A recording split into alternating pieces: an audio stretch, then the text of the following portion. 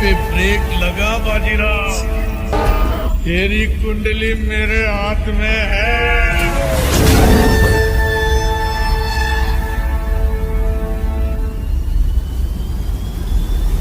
तब तेरा सामना सिर्फ रिश्वतखोर पुलिस वालों से हुआ है। जिस दिन तेरा सामना एक सच्चे पुलिस ऑफिसर से हो जाएगा ना, पैंट गीली हो जाएगी।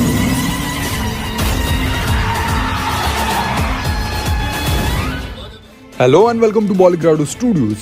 दोस्तों, रोहित शेट्टी की कॉप यूनिवर्स में सिंघम फ्रेंचाइजी बेहद ही कामयाब फिल्म रही।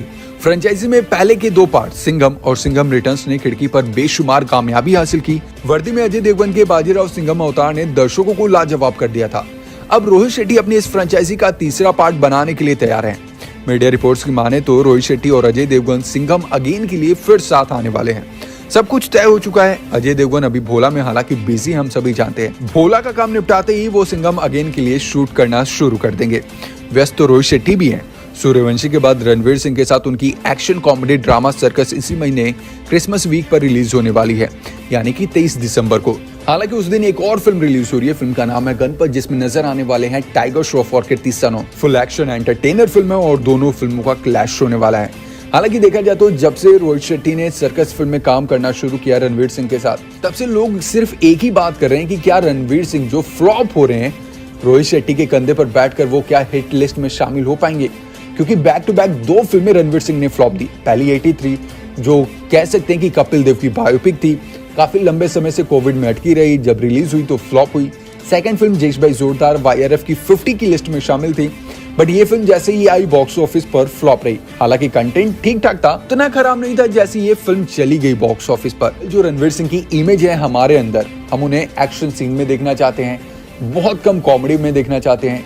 लेकिन वो जो फिल्म थी ना, जेश भाई जोरदार, बिल्कुल ही अलग थी। मतलब रणवीर सिंह को उस इमेज में, उस कैरेक्टर में कोई इमेजिन भी नहीं कर सकता था। तो हम बात कर रहे थे सिंघम अगेन की, तो डायरेक्शन संभालेंगे रोहित शेट्टी और प्रोड्यूस भी करेंगे रोहित शेट्टी।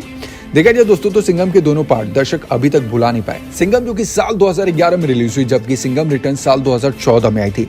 सिंघम की लोकप्रियता का अंदाजा ऐसे भी लग सकता है कि इसके जो डायलॉग्स है अब मुहावरा बन चुके हैं, लोग उसे बार बार दोहराते हैं। इस फिल्म के बाद अजय देवगन का लुक, उनका स्टाइल जो युवाओं में फैशन बन गया। दूसरे पार्ट की कामयाबी के बाद से ही तीसरे पार्ट की चर्चा थी। इस बीच रोहित ने अपनी कॉप यूनिवर्स से ही सिम्बा बनाई। सिम्बा के क्लाइमेक्स में उन्होंने अजय देवगन के सिंघम अवतार का इस्तेमाल किया था। इसके बाद पिछले साल ही सूर्यवंशी में भी रोहित ने सिंघम और सिम्बा के दोनों अवतार का इस्तेमाल किया। इसे खूब सराहा भी गया। दो नई कॉप फिल्में आने के बाद अब सिंघम के तीसरे पार्ट को लेकर चर्चाएं कमजोर पड़ गई थी। सूर्यवंशी में जब तीनों किरदार साथ है तो कहा जाने लगा कि शायद रोहित शेट्टी अपनी तीनों कॉप सीरीज को मिलाकर कोई नई फिल्म बनाएंगे। मगर अब सिंघम के तीसरे पार्ट की अनाउंसमेंट रोहित शेट्टी ने साफ कर दी कि वो सबसे सक्सेसफुल फ्रेंचाइजी को रोकने की बजाय उसे आगे बढ़ाना चाहेंगे। इसे एक संकेत और मिल रहा है। संकेत ये भी है कि रोहित शेट्टी सिम्बा और सूर्यवंशी को भी फ्रेंचाइजी के रूप में आगे बढ़ाएंगे। हो सकता है कि सिंघम अगेन के बाद रोहित शेट्टी सिम्बा 2 और सूर्यवंशी 2 लेकर आए और कोई बड़ा क्लू दे सिंघम 3 में। देखा जाए दोस्तों तो रोहित ने सिम्बा रणवीर सिंह के साथ, सूर्यवंशी अक्षय कुमार के साथ बनाई। हो सकता है कि सिंघम अगेन में तमाम सवालों के जवाब मिल जाएं, ठीक वैसे ही जैसे उन्होंने सिम्बा में सिंघम का इस्तेमाल किया और सूर्यवंशी का क्लू दिया। अलग अलग किरदारों को एक फिल्म में इस्तेमाल करने की कला रोहित बखूबी जानते हैं। तीनों फ्रेंचाइजी को अलग देखने की वजह भी है। तीनों हिट है, रोहित के मूड के हिसाब से हैं। डायरेक्शन को वैसे भी कॉप कहानियां बहुत अट्रैक्ट करती है। वो OTT डेब्यू में भी एक कॉप स्टोरी करने जा रहे हैं। रोहित की वेब सीरीज का नाम इंडियन पुलिस फोर्स है।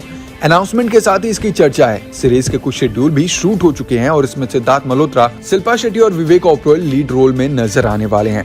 तो अजय देवगन के सिंघम अगेन की अनाउंसमेंट के साथ भी ये लगभग साफ है कि रोहित शेट्टी की कॉप यूनिवर्स में अलग अलग फ्रेंचाइजी की फिल्में आती रहेंगी।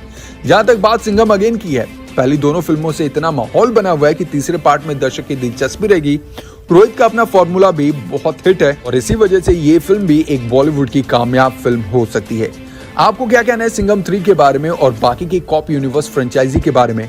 नीचे कमेंट बॉक्स में अपनी राय जरूर शेयर करें। Thank you so much.